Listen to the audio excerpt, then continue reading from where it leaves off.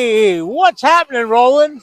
Hey, well, today is Friday, and I want to tell you what, it's a special day. It is a special day. It is so special, and I'll tell you why it's special. It's so special because today is the 7th of February, but that's not the big deal. The big deal is they're spawning, and I predicted it. I told you it was cold last week, 60-degree water temperatures, and it just wasn't working out. Now there's a spawn going on. Let's get to all these rods. I'm going to show you what my favorite combination is. I want to show you what I think is your best spawning bet for spawning fish right now. I got a few ants crawling on me. Okay. I'm going to stand on this dock, and I'm going to take a couple of these lures, and I'm going to show you. I don't know if I'll catch any fish, but I'm going to show you how I work them. And I got some new lures. Hey, but it's a spawn. It's a spawn, son.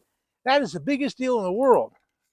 Now, you know, I told you that the #1 lure in the whole world is a worm. And when they're spawning, you can't beat a plastic worm. But there's a new worm that I'm kind of fooling with. And you've heard of Lucky Strike. It's a lure that, it's the company that makes the lures for Jimmy's spinnerbait. That's one of them. Well, they've come up with a new name, and we're actually going to be calling it a different name, and it's going to be called Fish Lucky. But that's part of the deal. The other part of the deal is that I'm developing a worm. I can't really show you this worm. It's just a prototype, but it's a worm. You know how much I like a worm. It's on a unweighted hook, and we don't even have a name for it yet. It'd be my worm, be my Roland's worm. Okay. What I'm going to do here is I'm going to show you what I'm doing. I'm taking a 7-foot medium heavy action rod, 50-pound test braid, because I'm fishing places like Okeechobee. I'm fishing places like the headwaters. There's a lot of reeds. There's a lot of grass and hydrilla. And I'm throwing out there, and I'm making a cast with an unweighted line. Oh, I threw it. Wait, I got it. Hung up. That's not good. Okay, let me try it again. This is my secret worm. This is my worm, son. The Fish Lucky would be the name of the company. I'm throwing it out there on just an unweighted hook, and I'm just watching the line. I'm a line watcher. This is so important. It's a calm day, and I can watch the line as it sinks. It's sinking down. It's sinking down. It's sinking down. It's sinking down. I'm watching that line. Nothing hit it. Nothing hit it on the way down. It's so important on an unweighted worm to count it down, to see how deep it is, and then just barely move it along. It kind of swims in the water. Okay, that's the first thing. Let me show you another worm. It's another kind of a plastic thing that's very similar to this. It's almost the same thing as this worm, but it's a fluke. Let me just put this down. And this is a fluke that you've seen for years and years. Same kind of concept. It's an unweighted hook. This is spawning season now. We're throwing to little holes in the grass. We're throwing to the little shady spots. We're looking at the warmest water in the lake, trying to find clear water, and finding that temperature that's about 70 degrees or better. And that's what we have right now. Finally, the water came up, and the fish are moving into the beds. So now I take the fluke, and I can show you the fluke because it's not a prototype. This is a regular fluke. Okay, same kind of deal. It's kind of a worm. Again, you throw it out there, and I'm watching the line. I hold the line up, and I'm watching it really close. I'm watching it sink. I'm watching it sink. I'm watching it sink. So often, as this worm sinks and as the fluke sinks, don't you see the line jump, particularly in that shallow water, particularly around the spawning beds. You just see a line jump. When you do, just reel up on them kind of quick because you don't want to let them swallow it. And I always keep my rod into my stomach right here, and boom, watch it go. Okay. So the worm is the #1 deal. Well, that's not the only deal. What's the most fun to fish? Let me show you my most fun thing to fish. My most fun lure in the spawning season is this devil's horse. Now, when they're on a bed, you can really intimidate them. If you see where the beds are, if you see a swirl, and often at Okeechobee and headwaters both, I'll look out there on a calm day, and I'm looking in the shallow water. I'm looking for any kind of swirl. Just one swirl doesn't mean much, but if it's a second swirl in the same spot, it's most definitely a spawning fish. Second, third, fourth swirl in the same spot, then take this devil horse. At that point, you got one located. You've seen him where he's swirling, and you throw the devil's horse out there, and you just let it sit. I want to show you, let the rings die out. See how the rings are dying out on that lure? They're dying out, they're dying out, they're dying out, they're dying out. And then when I twitch it, look how I'm moving. I'm just barely moving it. I'm just barely moving it. I'm just barely moving it. I'm just coming in so slow and easy. It's just like that. It's just that kind of a retrieve. Just next to no kind of retrieve at all. Just a little bitty twitch. And when it's over that spawning bed, they can't resist it. Those big 6 and 8 and 10 pound bass will just suck it down. And I've caught some of the biggest fish that I'll catch all year on the devil's horse. Okay? So that's an open water lure, and that's a perfect thing for when you find a bass spawning. Okay, when you see them swirl. Okay, now, speaking of topwater, so often here in South Florida, there's heavy brush. There's this kind of stuff, all these weeds and stuff like this. You just can't fish a devil's horse or any kind of topwater in these kind of weeds, but you can fish a frog. This is the spro frog. And you notice how it can come, look, it's just right here below you. I can have it come right down here, and it just comes right through all these logs.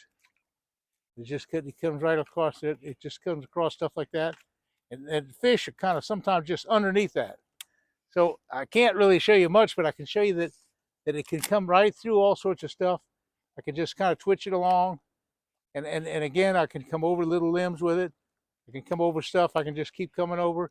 And in that hydrilla, I'm looking for little holes and pockets. When it gets to the edge of the hydrilla, I'll just kind of scoot it fast over the hydrilla because they can hear it and see it. They might hit it through the hydrilla, but when it comes to the edge of the hydrilla, they're looking up at it. That's when you stop it. And that's when you stop it. When you stop it, when it comes off the edge of the hydrilla, you just stop it, and it comes off the edge. You just let it sit there about 1 second, 2 seconds, 3 seconds. Twitch it again, just real small. Twitch again about 3 times. If they don't hit, then reel it in. I don't care how far you reel it in, and throw it again in the weeds. I try not to throw the frog in open water. I try to throw the frogs at the first time of the first part of the retrieve.